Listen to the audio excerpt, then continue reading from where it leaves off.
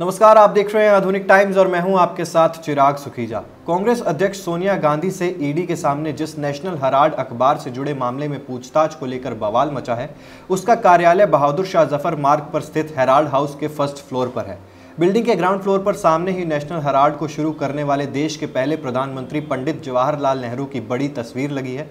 नेहरू ने आज़ादी की लड़ाई को धार देने के लिए लखनऊ में इस अखबार को शुरू किया था, इसलिए इसकी tagline freedom is in peril, defend it with all your might रखी गई थी। इसका मतलब है स्वतंत्रता संकट में है, अपनी पूरी ताकत से इसकी रक्षा करें।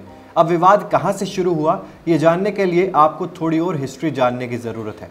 सबसे पहले 20 नवंबर 1937 को एसोसिएटेड जनरल्स लिमिटेड यानी एजेएल की स्थापना के साथ ही इस कंपनी के रूप में पंजीकरण हुआ। 9 सितंबर 1938 में जवाहरलाल नेहरू ने नेशनल हेराल्ड की शुरुआत की। 1938 में के रामा राव इस अखबार के संपादक बने। उन्होंने 1946 तक अखबार का संपादन किया। अगस्त 1947 में जवाहरलाल नेहरू ने नेशनल हेराल्ड बोर्ड के चेयरमैन के पद से इस्तीफा दे दिया।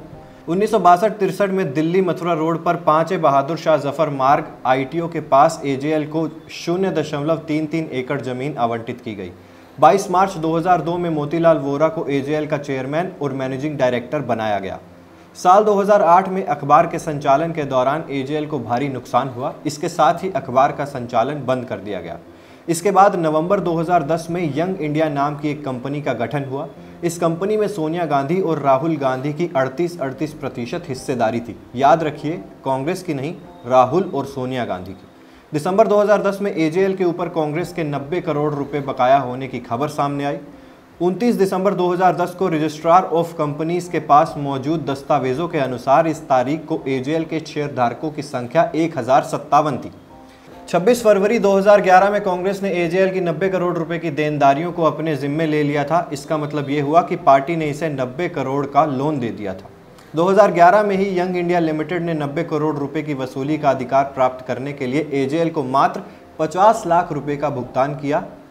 यंग इंडिया ने इस 50 लाख के बदले कर्ज को माफ कर दिया और एजेएल पे यंग इंडिया का नियंत्रण हो गया।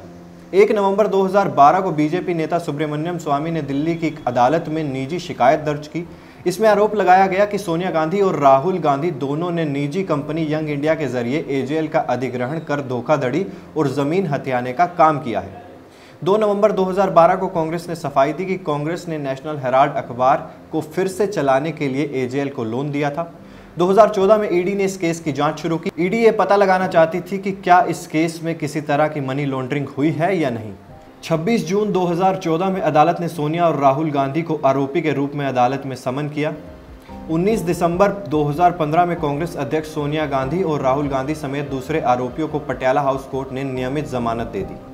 5 अक्टूबर 2016 में भूमि एवं विकास ऑफिस ने एजेएल को नोटिस जारी किया और कहा कि एजेएल की संपत्ति का इस्तेमाल प्रेस के कामों के लिए नहीं किया जा रहा।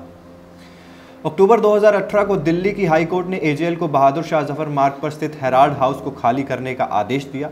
वहीं फरवरी 2019 में गांधी परिवार इस फैसले के खिलाफ सुप्रीम कोर्ट पहुंचा।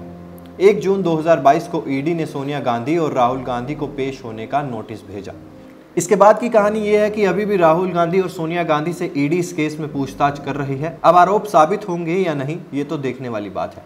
फिलहाल इस वीडियो में बस इतना ही। देखते रहिए आधुनिक टाइम्स।